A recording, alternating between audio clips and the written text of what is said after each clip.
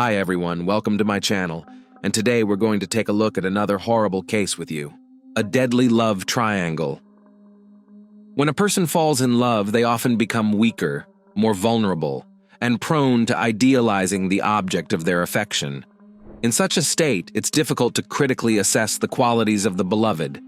Any negativity from their side is quickly justified, and clear problems or odd behaviors are simply ignored. Overwhelmed by feelings, we tend to overlook the shortcomings of our beloved. But if those feelings are not mutual, and the loved one is capable of deceit or criminal acts, the lover can find themselves in serious danger.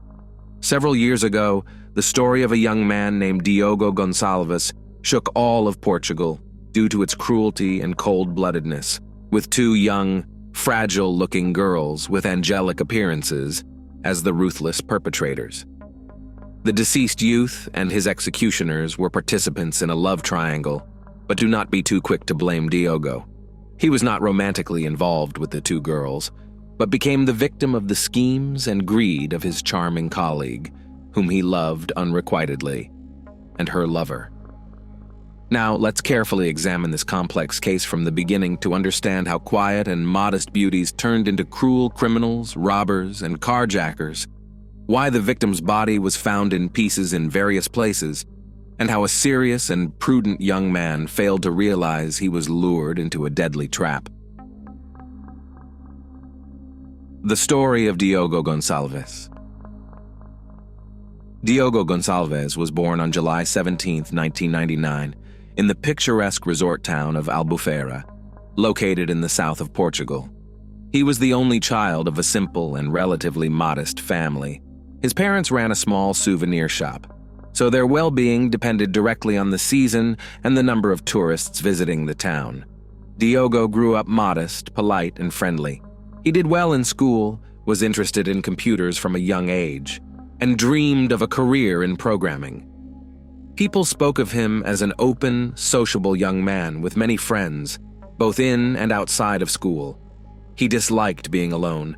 Hence, he always sought the company of family or friends. After finishing school, the young man enrolled in a computer academy, but since the education was quite expensive, he also took a part-time job at a fast food restaurant to help his parents and partially pay for his education. Diogo had already established himself as a hardworking and very reliable employee who could be counted on in every way. In early 2017, tragedy struck the Gonçalves family. The family head suffered a severe stroke, which left him balancing on the brink of life and death for several weeks. When his condition stabilized, the man remained incapacitated for a long time and was under constant medical supervision. But misfortune does not come alone, and while the father fought for his life, his wife was struck by a car on her way to the hospital. The incident happened suddenly at a pedestrian crossing. As the woman reached the middle of the road, a car appeared out of nowhere at high speed, literally throwing her into the air, and without even braking, sped away. The impact was so forceful that the victim was thrown a dozen meters, sustained an open head injury, and had no chance of survival. Medics arrived within minutes, but they could only declare her death. The driver responsible for the fatal accident was detained the next day, but despite the clear evidence of his guilt, a long and complicated legal battle ensued as the man had hired a competent lawyer. The unfortunate Diogo, not yet 18, was left completely alone. At that moment, his aunt, the sister of his father, arrived in Albufeira and offered to become the guardian of the teenager and to care for her bedridden brother. However, the relationship between the aunt and her nephew was far from perfect. The authoritative woman dictated her rules, which the young man greatly disliked, and as soon as he reached adulthood, he immediately moved to a rented apartment. Unrequited Love. In 2018, a young software specialist was interning at one of the largest tourist spas in the region. His skills and abilities were highly regarded by the management, and he was offered a permanent position with a stable income. Additionally, the sociable, open, and friendly young man quickly integrated into the team and formed friendships with his colleagues. Diogo conscientiously performed his duties and was always ready to help others. At this spa center worked an attractive young woman named Maria Malvero, towards whom the new IT specialist developed tender feelings. He began to court her cautiously, but for the most part, the colleague ignored his advances. Nevertheless, she communicated with him willingly, accepted gifts, but responded to all date invitations with refusals or quickly changed the subject. Diogo unknowingly fell deeply in love with this petite, dark-haired beauty who held a rather untraditional position as a security service employee. Maria combined strength and femininity. She was approachable yet unattainable, and the young man couldn't resist her. This was his first true love, which proved to be fateful for him. Maria, the complicated Maria Malvero, a year older than Diogo, was also a native of Albufeira and came from a very modest family. She never knew her biological father, as he left when she was very young and subsequently showed no interest in her fate or provided financial support. Maria was raised by her mother and grandmother, but her grandmother passed away a few years ago, and her mother was diagnosed with a severe mental disorder and placed in a specialized clinic. From a young age, Maria understood that she could only rely on herself, and thus she strived to make her way in life. She was seriously involved in sports from school, strong and physically developed, while maintaining a delicate and graceful appearance. In high school, she took up jiu-jitsu and even earned a blue belt. Malvero dreamed of a career in law enforcement, but due to her mother's mental condition, she was denied admission to the police academy, which greatly upset her. Instead, she underwent special training, becoming a professional security officer, and was accepted into the security department of the spa center. Maria's salary barely covered the essentials, as she had to pay for the treatment and care of her ailing mother, whose condition was deteriorating. Nonetheless, the young woman did not despair. She remained optimistic about the future and was kind and friendly with those around her. However, the infatuated Diogo misinterpreted her politeness as reciprocal interest. He even turned down a promising job offer in the capital because he hoped to win Maria's love and did not want to be away from her. The young man spent a third of his salary on his beloved, buying her gifts and taking her to restaurants and amusement parks. They soon appeared to be a happy couple, yet throughout their time together, Maria never once allowed him a kiss. However, as it turned out, her reserve was not due to excessive modesty or shyness. One day, Diogo stumbled upon a short video on social media where his beloved was hugging and kissing another girl. It turned out she had been in a romantic relationship with 23-year-old Mariana Fanesco for over a year. Devastated, Diogo confronted Maria, asking why she had not been upfront with him, but she replied that she preferred to keep her personal life private. Despite such a revelation, Gonçalves continued his courtship, never giving up hope that one day she might reciprocate his love. The greed for easy gain Mariana Fanesco also came from a humble background and received no financial support from her family. She graduated from a nursing college and worked as a basic nurse at a local hospital. She and Maria dreamed of renting a place together to live, but their modest incomes and the need to support their families made this impossible. In January 2020, when Diogo once again invited Maria to dinner at a restaurant, he mentioned that the court case against the driver who fatally struck his mother had just concluded. The driver was found guilty and ordered to pay a substantial compensation of 100,000 euros, which had been transferred to Diogo's account that very day. Diogo spoke about it dispassionately, even with sadness, as no amount of money could bring back his closest person, and he didn't notice Maria's eyes light up when she heard the news. From that moment, their relationship unexpectedly progressed to a new level for Diogo. Maria began showing interest in him and even tenderly held his hand during walks, something she had never done before. Gonçalves couldn't believe his luck, feeling as though his deepest dream was coming true, but he did not ponder why this was happening or what caused such sudden and drastic changes in Maria's behavior. He simply enjoyed the moments, believing Maria's feelings for him were genuine. In reality, as soon as Malvero learned about the money Diogo had received, she shared the news with Finesco, and together they started planning how to seize these funds. Initially, they needed to make Diogo believe that Maria had finally noticed him as a man and reciprocated his affection. Then, the women planned to use either deceit or force to take the money from the young man and escape to another country, where they could start a new life with the stolen funds. A romantic evening turns into a brutal encounter. One day, Maria approached Diogo unexpectedly and suggested spending a romantic evening together. She mentioned that perhaps their relationship could reach a new level, that they could become a couple, and that something might develop between them. At that moment, Diogo was truly happy, and the sudden changes in the girl's behavior did not alarm him. He believed in the sincerity of her feelings. The long-awaited meeting was set for the evening of Friday, March 20th, 2020, at Diogo's rented apartment. The young man himself prepared dinner, set a table for two, bought flowers and a small gift for his beloved. Maria arrived around 8 o'clock in the evening. They sat down at the table, and she poured a fruit fresh that she had brought, urging Diogo to drink all of its contents to appreciate the taste of the beverage she had prepared. Without hesitation, he did so, unaware that the juice contained a high dose of a potent sedative that Mariana had obtained from her workplace. Soon, Diogo felt unwell. His head was spinning. Everything before his eyes blurred, and he felt sleepy. He realized something was wrong and became very nervous trying to reach his phone, but Maria snatched the device from his hands, saying she wanted to perform an erotic dance for him. She turned on the music, began to slowly undress, and the young man seemed to calm down a bit. Then, she tied him to a chair, presenting it as part of the game. At some point, Diogo panicked, tried to free himself, but fell to the floor along with the chair.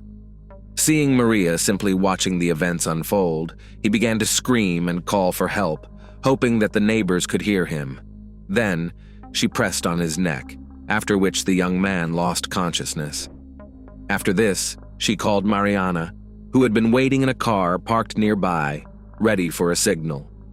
When Finesco entered the apartment, she saw Diogo lying on the floor and asked what had happened. Maria explained that the dosage of the drug had apparently been too small, and Diogo had not fallen asleep but started to panic and scream. The girls noticed that he was not breathing and decided to untie him, and Mariana, using her skills, began CPR. When Diogo regained consciousness, he again began to scream, tried to resist and ran out of the apartment. But Maria, using her martial arts skills, knocked him down and performed a chokehold. A few minutes later, Gonçalves showed no signs of life, and the friends did not attempt to revive him further. The Imperfect Crime. Using fingerprints and Face ID, the girls managed to unlock the deceased young man's phone and access his banking app. They transferred all his available funds to Maria's account, and then pondered how to dispose of the body to delay its discovery as long as possible. Knowing that Gonçalves was expected at work the next day, Malvero decided to send a message from his phone to his boss, requesting time off due to sudden family issues. This message surprised his boss, as during his tenure, the programmer had never asked for time off, been late, or swapped shifts. The boss tried to call the employee to find out what was happening, but all calls were rejected, followed by a message from Diogo, claiming he couldn't talk right now. On Saturday, still contemplating what to do with the body, the culprits went to a large shopping mall where they spent some of the money they had stolen from the victim. Surveillance camera footage showed them behaving casually, making purchases, eating at the food court, and smiling as they chatted. They did not appear tense and clearly believed they could evade accountability. Returning to the apartment, the friends decided to sever Diogo's thumb so they could unlock his phone if needed to send messages on his behalf. It was at that moment they realized the best course would be to dismember the body and scatter it in various places, staging the young man's disappearance as if he had taken his own life. They bought plastic wrap and large trash bags and using a kitchen cleaver and knives, separated the limbs and head from the torso. Mariana's knowledge of human anatomy proved quite useful during this gruesome task. The friends then packed all the parts into 4 bags, which they carried out of the apartment late at night and loaded into the trunk of Diogo's car. Maria drove the car of her deceased admirer, followed by her accomplice in her own vehicle. They drove out of town to a cliff where they dropped the bag containing the torso off the edge, leaving the car near the cliff to make it look as though the young man had jumped. However, they failed to notice that the body did not sink, but got stuck in a crevice at the base of the cliff. They then drove a few miles to a wooded slope where they threw out the head and discarded the victim's limbs over a small waterfall. Body parts on the coast. That Saturday, the management of the spa center reported the employee's disappearance to the police, mentioning the strange messages sent from his number. However, the search for the young man did not start until Sunday, a full day after the disappearance was reported. The first discovery was his car at the cliff's edge, and initially, it was presumed he had taken his own life. But just a few hours later, authorities found a torso in a bag in the crevice below, which was soon confirmed to be Gonsalves through forensic analysis. The same day, a group of tourists reported to the police that they had found a torn bag containing a human head. The limbs were only found several days later, after extensive searches involving divers. The crime scene was horrific, but according to colleagues and friends of the deceased, he had no enemies, was kind-hearted, never broke the law, and did not associate with people who had criminal records or were linked to criminal activities. But who then could have brutally taken the life of such a quiet and friendly young man? The investigation, arrest, and initial court decision.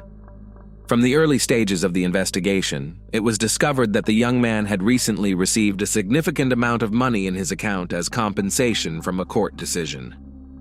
However, it was found that mysteriously, this money had been transferred to Diogo's colleague, Maria. She was interrogated as she and Mariana were about to leave the country through the airport. Malvero was caught off guard. She did not expect the police to track them down within just a few days. She confessed immediately, claiming that she committed the crime because her colleague had pursued her and tried to coerce her into intimacy. She also asserted that she had planned and executed the crime on her own, insisting her partner had no involvement. Nonetheless, both women were detained and taken to the station to give their statements. Maria insisted that she had accidentally strangled the young man after he tried to force her into intimacy. However, Diogo's colleagues maintained that he would never treat a woman he liked in such a manner, a sentiment supported by the correspondence between the victim and the accused. Additionally, a high concentration of a potent sedative found in the victim's blood suggested that he was incapacitated at the time of his death. Maria then tried to take full responsibility again, claiming she had committed the crime for the money. She alleged that Mariana was unaware, and when the incident occurred, she even tried to perform CPR on the young man. Mariana, however, contended that they had planned the theft together, intending only to transfer the money to their account and then flee, but that things did not go as planned. There was no doubt about the guilt of the women, but determining their exact roles in the crime proved challenging. Both pleaded to be placed in the same jail during the investigation so they could at least see each other, but despite their requests, they were placed in separate detention facilities, denying them any communication or contact. The trial began in July 2020. Despite Malvero's persistent claims of sole responsibility, investigators doubted she acted alone, questioning how she could skillfully dismember a body without anatomical knowledge. A 6-month period was allotted for the investigation to gather all relevant circumstances, evidence, and testimony.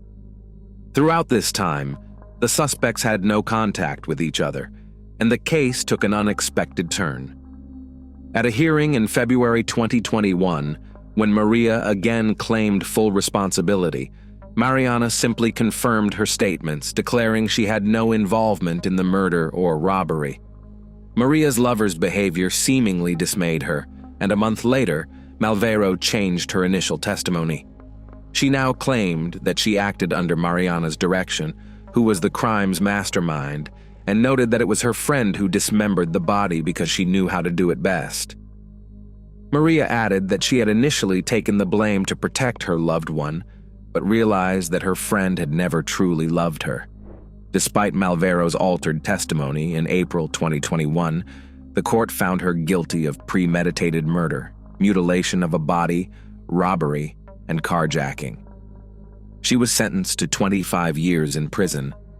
Mariana, as an accomplice, received a 4-year sentence, but was released on parole in less than a year. The court believed her attempts to perform CPR indicated that she had not intended to take his life and wanted to help. A new trial and an unexpected twist. After being released, Mariana Finesco agreed to give an interview to a local TV channel, a decision that proved to be a grave mistake. During the interview, she placed all the blame on her already incarcerated friend, all the while smiling and appearing very self-satisfied. Shortly after the video became public, a well-known psychologist analyzed it, explaining how gestures, facial expressions, and body language can indicate deception. He suggested that Mariana was reveling in her impunity and sense of superiority, indicating she was a seed manipulator capable of shifting all blame onto someone else. A month after her release, Finesco sued the hospital where she had previously worked, claiming she had been wrongfully terminated and demanded a significant amount as moral compensation. Surprisingly, the court sided with her, ordering the hospital management to reinstate her and pay the compensation she sought. It seemed that everything was going exceptionally well for Mariana. She was free, back at her job, and had received 40,000 euros in moral compensation. However, news soon came from the prison that Maria had taken her own life by hanging herself with a bedsheet in her cell. She left behind a note detailing aspects of Diogo's perpetration that implicated her friend. Following this incident, the case was reopened, and the victim's father filed an appeal, insisting that Finesco was as guilty as her accomplice. The Supreme Court only delivered the final verdict in June 2023, finding Mariana guilty of planning and carrying out the murder of Gonçalves, as well as dismembering his body and carjacking. Ultimately, she was sentenced to 25 years in prison without the possibility of early release. Since then, she and her lawyer have attempted to file appeals twice, but so far all their appeals have been rejected. Thanks for watching, guys. Subscribe to my channel. There are many shocking stories ahead of you.